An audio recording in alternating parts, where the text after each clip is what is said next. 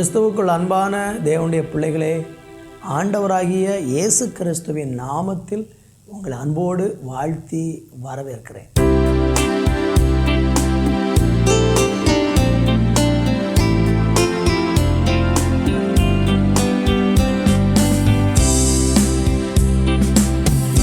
தேவா உம்மை பாடுவே, இனி என்றென்றும் ஸ்தோத்தரிப்பேன்.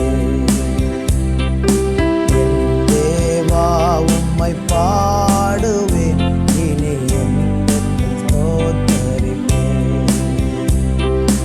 எனது வலது பக்கம் நீரே, அசைக்கப்படுவதில்லை நானே.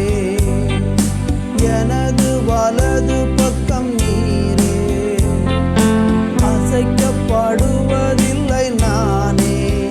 ஸ்தோத்திரம் ஸ்தோத்திரம் ஸ்தோத்திரம் ஸ்தோத்திரம். தேவா உம்மை பாடுவேன், இனி என்றென்றும் ஸ்தோத்தரிப்பேன். என் உயிரே, எந்தன் இயேசுவே, முழு மனதால் ஸ்தோத்தரிப்பேன். செய்த நன்மைகள் உலகம் கொள்ளாது எந்தன் வாழ்வினிலே.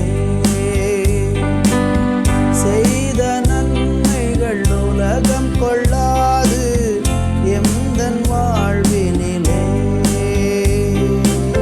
நினைத்து நினைத்து நன்றி சொல்லத்தானே ஆயுள் போதாது. நினைத்து நினைத்து நன்றி சொல்லத்தானே ஆயுள் போதாது. மலர் போல் உதிர்கின்ற வாழ்வை நன்றி சொல்லி கழித்திடுவேன்.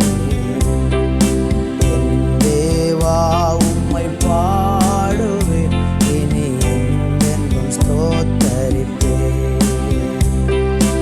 என் உயிரே, எந்தன் நேசரே, முழு மனதால் ஸ்தோத்தரிப்பேன்.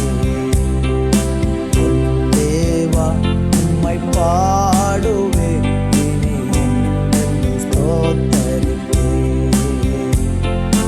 என் உயிரே, எந்தன் நேசரே, முழு மனதால் ஸ்தோத்தரிப்பேன். நல்ல தெய்வமே, இந்த நல்ல வேலைக்காக உமக்கு நாங்கள் நன்றி சொல்லுகிறோம் அப்பா.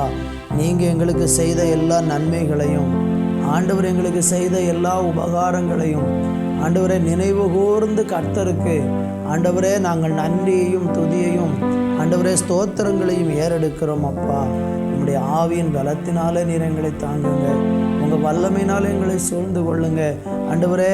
ஸ்தோத்திரம் ஆண்டவரே. செய்த நன்மைகள் எங்களுக்கு ஏராளம் உண்டு. அவை ஒவ்வொன்றுக்காக நாங்கள் எண்ணி எண்ணி நன்றி சொல்லி துதிக்கிறோம். தொடர்ந்து கூட இரு நாமத்தை மையப்படுத்துங்க, பெரிய காரியங்களை செய்யுங்க. இயேசுவின் நாமத்தில் ஜெபிக்கிறோம் நல்ல பிதாவே, ஆமென் ஆமென். அன்பான தேவனுடைய பிள்ளைகளே, இந்த நாளிலே நம்ம தியானிப்பதற்காக யாத்ராம புஸ்தகம் அதனுடைய 12வது அதிகாரத்தில் 23வது வசனத்தை வாசிக்கிறேன். கர்த்தர் எகிப்தியரை அதம் பண்ணுகிறதற்கு கடந்து வருவார். நிலையில் மேற்சட்டத்திலும் வாசலின் நிலைக்கால்கள் 2லும் அந்த இரத்தத்தை காணும்போது கர்த்தர் சங்காரகனை உங்கள் வீடுகளில் உங்களை அதம் பண்ணுகிறதற்கு வரவொட்டாமல் வாசற்படியை விலக்கி கடந்து போவார்கள். வாசித்த இந்த வேத வசனத்தில் நமக்கு தெரியும், இஸ்ரவேல் மக்கள் அந்த 430 ஆண்டு காலம் அவங்க அடிமைத்தனத்தில் வாழ்ந்திருந்தாங்க. ஆண்டவராகிய தேவன் மோசையை கொண்டு இந்த ஜனங்களுக்கு ஒரு பெரிய விடுதலை கொடுக்கிறாரு. 10 விதமான வாதைகள் இந்த எகிப்தியர்கள் மேலே தேவனுடைய நியாய தீர்ப்பாக வருகிறது. அதில் 10வது வாதையாக எகிப்தில் உள்ள சகல மிருகங்களுடைய தலைப்பிள்ளையும் எகிப்தியர்களுடைய வீட்டில் உள்ள சகல தலை பிள்ளைகளும் சாகும்படியாக அங்கே தலைச்சன்காரம் உண்டாகிறதை நம்ம பார்க்கிறோம். அப்படி தலைச்சன்காரம் உண்டாகும்போது இந்த இஸ்ரவேல் ஜனங்களுக்கு அந்த பாதிப்பு வராமல் இருப்பதற்காக அங்கே ஆண்டவராகிய தேவன் என்ன சொல்லுகிறார் என்றால், ஒரு ஆட்டுக்குட்டியை அடித்து அந்த ஆட்டுக்குட்டியினுடைய இரத்தத்தை நிலைகள் மேலும் வீட்டினுடைய ஸ்தோத்திர வாசல் நிலைக்கால்கள் மேலும் மேற்சட்டத்தின் மேலும் அதை வைக்க வேண்டும் அல்லது பூச வேண்டும் என்று சொல்லியிருந்தார். எல்லாரும் அந்த வீட்டை விட்டு வெளியேறக்கூடாது.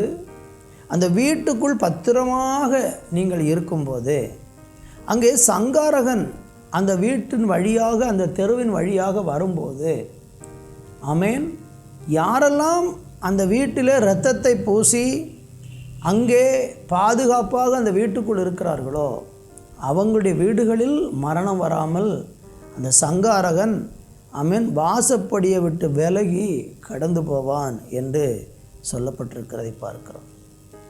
இப்படியாக அன்றைக்கு மோசையும் இஸ்ரவேல் ஜனங்களும் செய்தாங்க. சங்காரகன் அப்படியாக கடந்து போய்விட்டான்.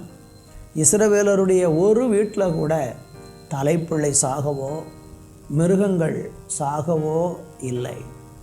ஆனால் எகிப்தியருடைய வீட்டில் பார்வோனுடைய அரண்மனையிலிருந்து அவங்க வீட்டில் இருந்த சின்ன குழந்தை அல்லது சாதாரண அந்த தேசத்தில் உள்ள ஒரு சாதாரண மனிதன் வரைக்கும் அனைத்து வீடுகளிலும் பயங்கரமான மரண ஓலம் உண்டானது. கர்த்தருக்கு மகிமை உண்டாகட்டும். நீங்கள் படித்து பார்த்தீங்கன்னா அதில் 13-15 சொல்லுகிறது, எங்களை விடாதபடிக்கு பார்வோன் கடினப்படுத்தியிருப்பட்டிருக்கும் போது கர்த்தர் எகிப்து தேசத்தில் மனிதரின் தலைப்பிள்ளைகள் முதல் மிருகங்களின் தலை ஈற்றுக்கள் வரைக்கும் உண்டாயிருந்த முதற் பேர்கள் யாவும் கொன்று போட்டார் என்று நம்ம அங்கே பார்க்க முடிகிறது. என்னை கேட்டுக்கொண்டிருக்கிற அருமையானவர்களே, ஸ்தோத்திரம், ஆண்டவருடைய பிள்ளைகளுக்கு எவ்வளோ பெரிய ஒரு பாதுகாப்பு இருக்கிறது என்பதை இது நமக்கு காண்பிக்கிறது. இந்த பார்வோன் ரொம்ப கடினமாக இந்த ஜனங்களை வழி நடத்தினான், அவன்களை அடிமைப்படுத்தினான், ரொம்ப பயங்கரமாக வேதனைப்படுத்தினான். ஆனால் தேவன் அந்த அடிமைத்தனத்தின் பாதையில் அவங்கள விடுவிக்கும் போது தேவனுடைய நியாய தீர்ப்பு இந்த தேவ ஜனத்தை தொடாமல் எதிரியை மாத்திரம் சங்கரித்ததை இங்கே பார்க்க முடிகிறது.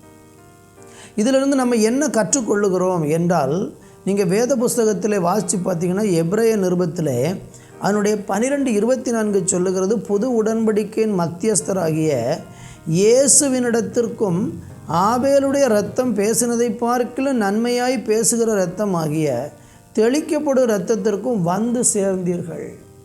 அப்போ பழைய ஏற்பாட்டில் அந்த ஆட்டுக்குட்டியினுடைய இரத்தம் தேவனுடைய பிள்ளைகளுக்கு பாதுகாப்பை கொடுத்திருக்கும் என்றால், புதிய ஏற்பாட்டில் இயேசு கிறிஸ்துவனுடைய இரத்தம் அவருடைய பிள்ளைகள், அவரை நம்புகிற ஒவ்வொரு மனுஷனுக்கும் ஒரு பெரிய பாதுகாப்பை இந்த நாட்களில் கொடுக்கிறது.